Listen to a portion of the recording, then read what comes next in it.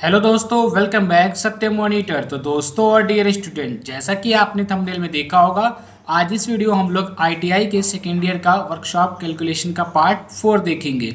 तो जिन लोगों ने अभी तक पार्ट 1, 2, 3 नहीं देखा है, मैं डिस्क्रिप्शन में उसका लिंक दे दूंगा, वहां से जाके जरूर वॉच कीजिए और चैनल को सब्सक्राइब कर दीजिए ऐसे ही क्वेश्चन के लिए, क्योंकि आपके अब आईटीआई के एग्जाम के ज़्यादा दिन नहीं बचे हुए हैं।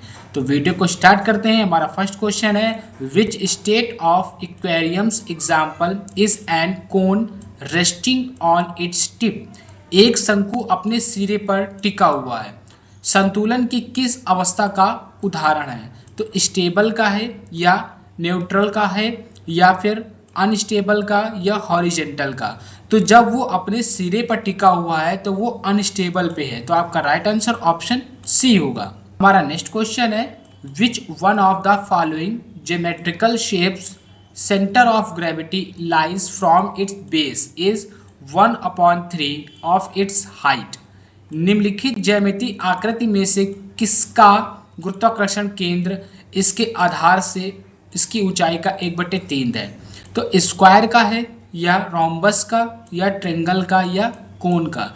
तो डियर स्टूडेंट, जो हमारी आकृति तो यहाँ पे नहीं दी गई है, लेकिन जिस आकृति का ये 1/3 है वो हमारा है ट्रेंगल। तो आपका राइट आंसर ऑप्शन सी होगा। हमारा नेक्स्ट क्वेश्चन है, और नेक्स्ट क्वेश्चन से बढ़ने से पहले मैं आपको ये बताना चाहता हूँ डियर स्टूडेंट कि इसकी फ्री पीडीएफ पाने के लिए मैंने डिस्क्रिप्शन में आपको इसका लिंक दिया है, वहाँ से जाकर आप टेलीग्राम मेरे चैनल को ज्वाइन कीजिए। वहाँ पे आपको आईटीआई से रिलेटेड सारी पीडीएफ मिल जाएंगी और इससे रिलेटेड और भी पीडीएफ आपको देखने को मिलेंगी। तो हमारा क्वेश्चन है, which state of aquariums example is a cone resting on it's base. संतुलन की कौन सी अवस्था का उदाहरण है एक शंकु अपने आधार पर टिका हुआ है? तो डियर स्टूडेंट, इसके पहले एक शंकु अपने सिरे पर टिका था, अब यहाँ आधार पर टिका है। तो आपके ऑप्शन है अनस्टेबल, न्यूट्रल, या स्टेबल, या both A and B.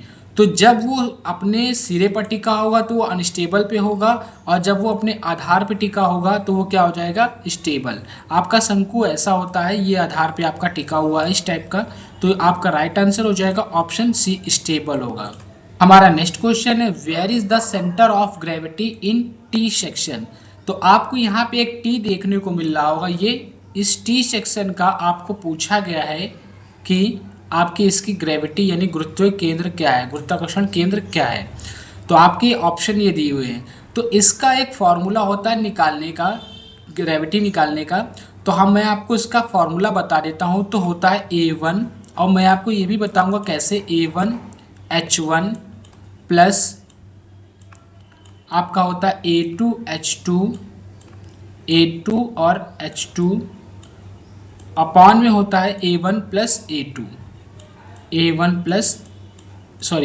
Plus A2। तो डियर स्टूडेंट, ये A1 A2 क्या है और H1 H2 क्या है, तो मैं आपको ये बता देता हूँ। तो जितने यहाँ पे फिगर होंगे, तो देखिए फिगर दो पार्ट में डिवाइड है। एक आपका रेक्टेंगल यहाँ पे बन रहा है, ध्यान से देखेंगे तो, और एक रेक्टेंगल आपका नीचे बन रहा है। ये आपका दो रेक्टेंगल बन रहे हैं, इसलिए यहाँ पे A1 और H1। A1 जो है यहाँ पे आपका एरिया है, यानी कि क्षेत्रफल, और ये एक पहले फिगर का क्षेत्रफल है, फिर दूसरे फिगर का क्षेत्रफल। उसी प्रकार आपके पहले फिगर की ऊंचाई है और दूसरे फिगर की ऊंचाई। तो क्षेत्रफल निकालने के लिए आयत का, तो आपको देखो यहाँ पे आपको चौड़ाई दी गई है, और लंबाई दी गई, और चौड़ाई आपको 3 दी गई है। ये आपको दी गई है 3, और ये आपको 12 दी गई है। तो A1 का वैल्यू कितनी हो जाएगी? 12 36। तो आपका A1 की वैल्यू हो जाएगी 36। तो यहाँ पे हम लोग 36 रख देंगे A1 की, यानी कि A1 की जब आप वैल्यू निकालेंगे तो A1 इक्वल हो जाएगा आपका 12 गुणे 3। जब 12 गुणे आप 3 करेंगे तो आपका निकल के कितना आएगा? 36। और उसके बाद आपको H1 निकालना है। तो आप जब H1 निकालेंगे तो H1 निकालने के लिए आपको बेस से निकाला जाता है, हमेशा बेस से निकाला जाता है। तो ये आपकी कितनी हाइट आपको देखना है? 3। तो हमारा फॉर्मूला होता है हाइट निकालने के लिए H/2। तो 3/2 हो जाएगा, तो कितना आ जाएगा आपका? यहाँ हो जाएगा आपका 3, और फिर आ जाएगा आपका बट्टे में 2, ये इक्वल है। तो आ जाएगा आपका कितना? 1/1.5 आ गया। और यहाँ टोटल नीचे से बेस कितना था? बेस था हमारा 10, तो इसमें हम लोग 10 ऐड कर देंगे। तो कितना हो जाएगा हमारा 11.5, ये हमारी H1 की वैल्यू आ गई। तो इनटू में हो जाएगा आपका यहाँ पे H1, तो H1 की वैल्यू कितनी है 11.5। फिर आएगा आपका प्लस डियर स्टूडेंट, उसी प्रकार आपको A2 की वैल्यू निकालनी है, तो A2 के 10 इंटू 3 कितना हो जाएगा 30, यानी कि ये। फिर इनटू में आप जब इसकी निकालेंगे तो देखिए आपका 10 का हाफ करेंगे तो कितना आ जाएगा 5, तो H2 की वैल्यू आ गई आपकी 5। फिर अपॉन में आप करेंगे A1 प्लस A2, तो A1 A2 की वैल्यू अभी आपने निकाली, कितनी निकली थी आपकी 36, और प्लस आपकी कितनी निकली है यहाँ से 30। आप क्या करना है डियर स्टूडेंट, कैलकुलेशन करना है, तो इसका इसमें गुणा करके और इसका इसमें गुणा करके आपको ऐड कर देना है। तो जब आप गुणा करके पूरा ऐड करके लाएंगे तो आपका जो निकल के आएगा वो आ जाएगा 564, यानी 564 बटे, और ये आपका हो जाएगा 66। तो आप जब इसका इसमें भाग देंगे डियर स्टूडेंट, तो आपका जो आंसर निकल के आएगा वो आ जाएगा आपका 8545। और आप यहाँ पे ध्यान दीजिएगा, आपको यूनिट सेंटीमीटर में दी गई थी, तो आपका 8.54 निकल के आएगा। तो आपका राइट आंसर क्या हो जाएगा डियर स्टूडेंट, ऑप्शन ए आपका राइट आंसर होगा। अगर इस क्वेश्चन में कोई भी डाउट हो तो आप कमेंट करके जरूर पूछिएगा। नेक्स्ट क्वेश्चन है, what is the centre of gravity of the rectangle, यानी आयत का गुरुत्वाकर्षण केंद्र क्या है। तो डियर स्टूडेंट, गुरुत्वाकर्षण केंद्र निकालने का कोई भी फिगर हो, उन सब का तरीका एक ही है, उसका जो केंद्रक होता है वही होता है। तो यहाँ पे आपको बिंदु दिए गए हैं, तो सिंपली आपको क्या करना है कि ये भुजा देखनी है कितनी है, और ये भुजा आपको देखनी है कितनी है, और इसकी भुजा में कितने से भाग होता है 2 से। मैंने आपको बताया केंद्र निकाले, तो 12 का भाग हम जब 2 में देंगे तो कितना निकल के आएगा 6। और फिर आपको यहाँ पे कितना दिया गया है 3, जब 3 का भाग हम 2 में देंगे तो कितना निकल के आएगा आपका 1.5। तो आपका राइट आंसर क्या हो जाएगा, ऑप्शन सी। ऑप्शन सी आपका राइट आंसर होगा। नेक्स्ट क्वेश्चन है, what is the centre of gravity of the lamina, यानी पटल का गुरुत्व केंद्र क्या है। तो पटल का जो हमारा ये गुरुत्व केंद्र आपसे पूछा गया है, तो आपको यहाँ पे एक शंकु देखने को मिल रहा होगा। तो शंकु का गुरुत्व केंद्र निकालने का फॉर्मूला होता है डियर स्टूडेंट H/3। अगर और किसी फिगर का निकालना होता है तो हम लोग H/2 कर देते, जैसे आयत हो गया या वर्ग हो गया, लेकिन इसका निकालने का फॉर्मूला क्या होता है H/3। तो आपको सिंपल देखना है, H कितनी दी गई है 6, और डिवाइड में कितना आ जाएगा आपका 3, और आप जब डिवाइड दे देंगे तो कितना आ जाएगा डियर स्टूडेंट आपका 2। तो आपका राइट आंसर क्या हो जाएगा, ऑप्शन बी आपका राइट आंसर होगा 2 सेंटीमीटर। क्वेश्चन है, what is the centre of gravity of the object, यानी वस्तु का गुरुत्वाकर्षण केंद्र क्या है। तो डियर स्टूडेंट, ये भी क्वेश्चन सेम उसी तरह है जैसे आपको मैंने इसके पहले टी वाला बताया था। तो यहाँ पे आपको देखना है कि कितने आयत बनना है, तो यहाँ पे भी आपके 2 आयत बनना है। कितने बनना है 2, आपको दिख रहा होगा यहाँ पे आपके 2 आयत बनना है। एक ये ऐसे बनना है और एक इस तरह से बनना है, यहाँ से यहाँ तक 2 आयत बनना है। तो आपको यहाँ पे भी वही फॉर्मूला लगाना है। कौन सा फॉर्मूला लगाना है, A1 गुणे H1 और प्लस A2 गुणे H2, गुणे में क्या आएगा आपका H2, और अपान में आ जाएगा आपका A1 और प्लस A2। तो मैं आपको सारी वैल्यू बता देता हूँ और आप लोग इसको सॉल्व करके इसका आंसर कमेंट करके बताइएगा। तो जो आपकी A1 की वैल्यू निकल के आएगी, जब आप A1 की वैल्यू निकालेंगे तो आपकी जो A1 की वैल्यू निकल के आएगी वो आ जाएगी आपकी 5000। आप निकाल के देख लीजिएगा, आपकी A1 की वैल्यू 5000 निकलेगी। और आपकी जो A2 की वैल्यू निकल के आएगी वो आ जाएगी, आपकी A2 की वैल्यू निकल के आएगी आपकी 9600।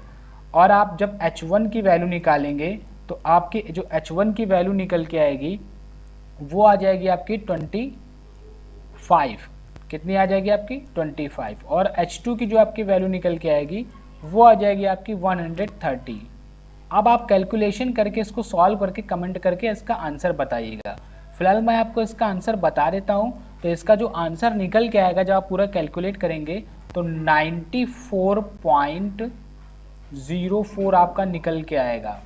और इसमें जो आपको ऑप्शन दिए हैं ये सारे ऑप्शन डियर स्टूडेंट गलत हैं, तो आपका ये आंसर निकल के आएगा। तो कमेंट करके आप जरूर बताइएगा किसका किसका 94.04 निकल के आया है। चलते हैं नेक्स्ट क्वेश्चन की ओर। क्वेश्चन है, what is the centre of gravity of the conical object, यानी शंक्वाकार वस्तु का गुरुत्वाकर्षण केंद्र क्या है।